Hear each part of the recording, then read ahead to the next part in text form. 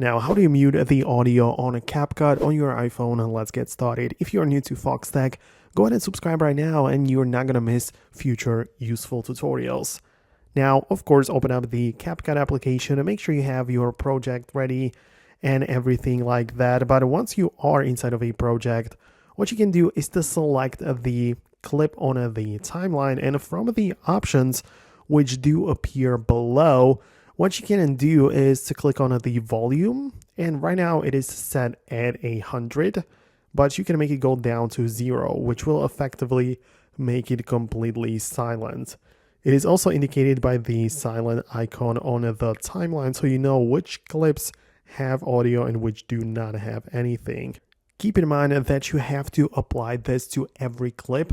It doesn't apply to the whole project, right? So you have to go through all of the clips. If you have multiple of them added, right, you can just lower down the volume for each of them. But once you are done, of course, export the video as usual, and you will end up with the finished result, which will of course not have any result at all.